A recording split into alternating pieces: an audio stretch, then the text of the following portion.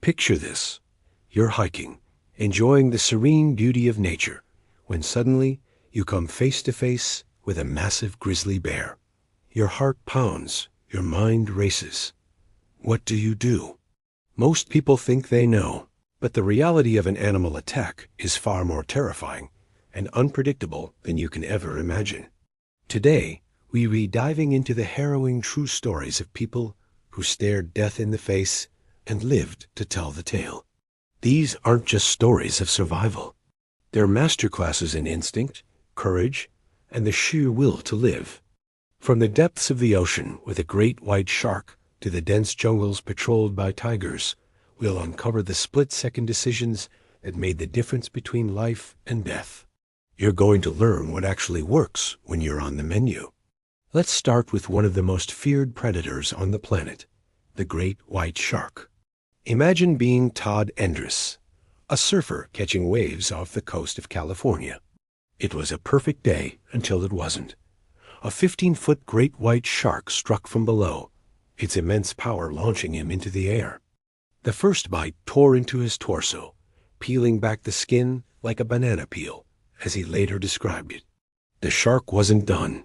It came back for a second, and then a third attack, this time clamping its jaws around his leg, trying to tear it clean off.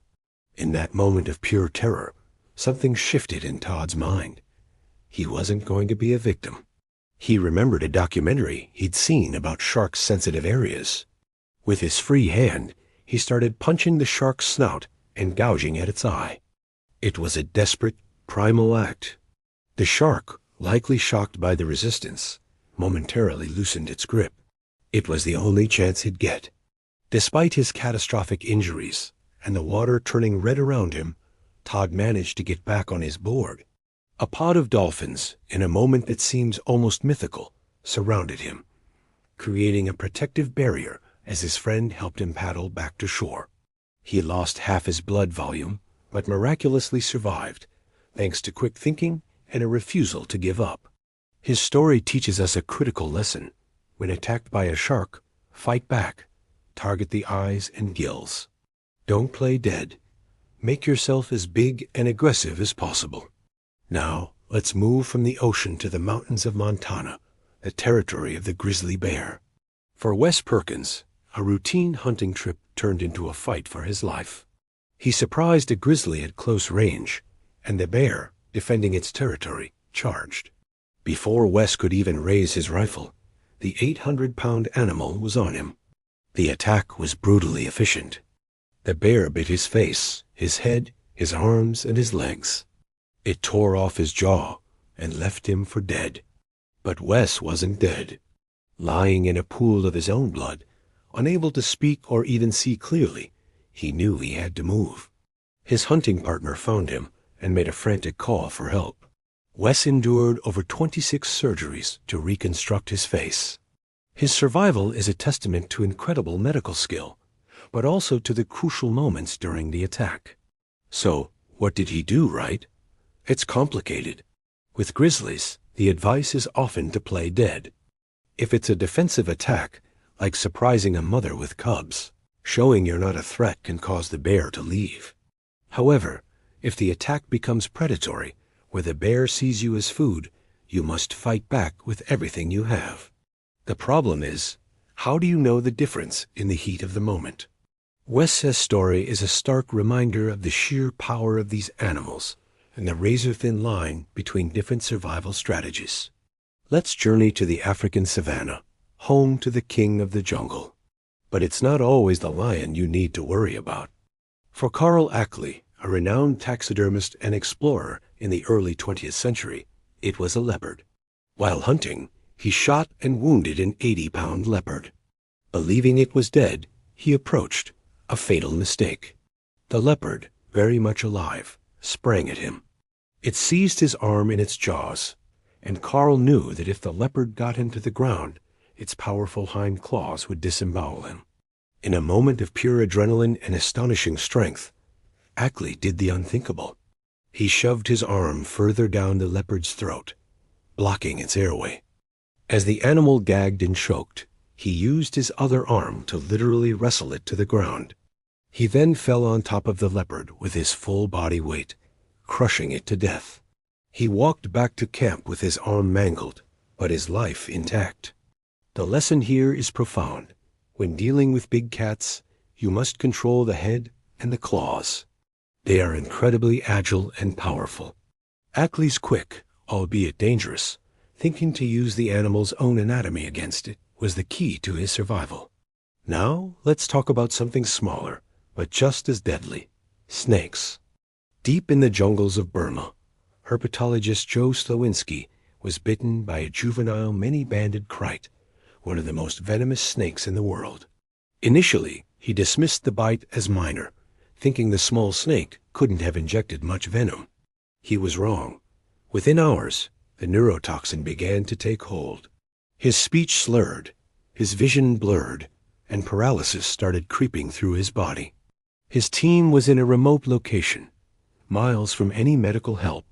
They watched, helpless, as Joe documented his own symptoms, a scientist to the very end.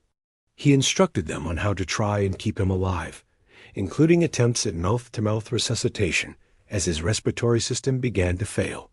Sadly, Joe Slowinski did not survive. His tragic story is a powerful and sobering lesson. With venomous snake bites, you cannot wait. Assume the worst. Try to stay calm to slow the spread of venom. Keep the bite area below the heart if possible, and get to a hospital immediately. Do not cut the wound. Do not try to suck out the venom, and do not use a tourniquet unless instructed by a medical professional. Time is your most critical asset. From the terrifying to the bizarre, let's look at an animal you might not expect: a kangaroo.